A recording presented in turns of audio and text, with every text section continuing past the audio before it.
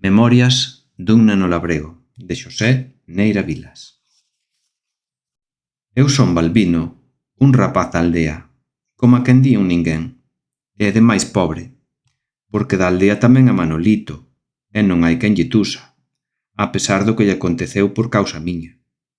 No verán ando descalzo, o pó quente dos camiños fai malancar, magoa as areas e nunca falta algunha brocha para espetárseme nos pés.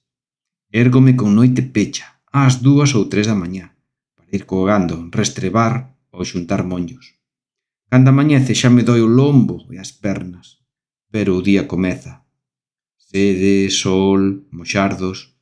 No inverno, frío, ganas de estar arreo ao pé do lume, muiños apeados, faladurías de neves e lobos.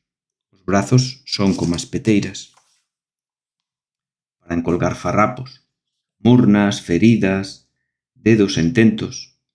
Que saben destos nenos da vila? Eles ignoran o que eu penso mentres boto ao corpo un gurrucho de caldo con broa. Ou o que sinto cando estou no monte pingando aterecido, vendo por entre a chuvia. Unha fantasma bretemosa en cada árbore. A aldea é unha mestura de lama e fume, onde os cans ouvean e a xente morre cando está de Deus, como di a madriña.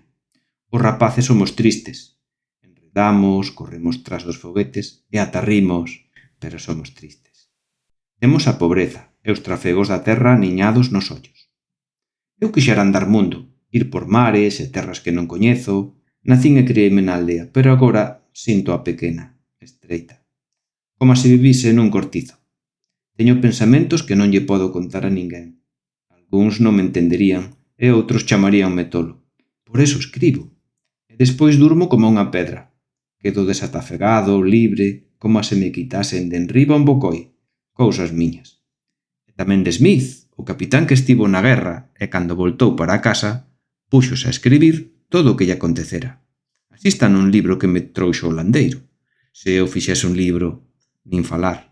O gallá que non me atopen o caderno. Daríame vergoña, e non é para menos, porque nel deborco todo o que sinto. Moi pouca xente o fai. Todos abren o peteiro para dúas cousas, para dicir a verdade ou para arredarse dela. Na miña casa non me comprendían, e outro tanto aconteceme na do landeiro.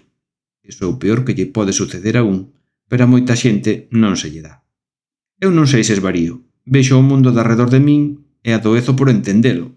Vexo sombras e luces, nubeiros que viaxan, lume, árbores. Que é todo isto?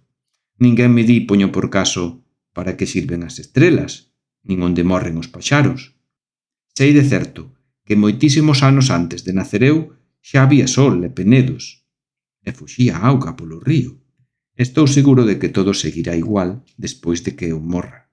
Virá máis xente, e máis tripando uns nos outros, esquecéndose adrede dos que morreron como se non houbesen vivido.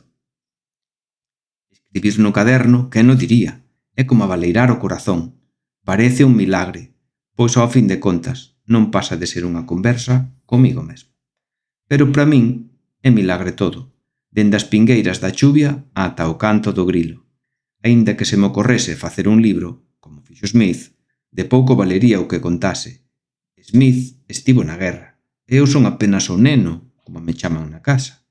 Son Balbino, un rapaz da aldea, un ninguén.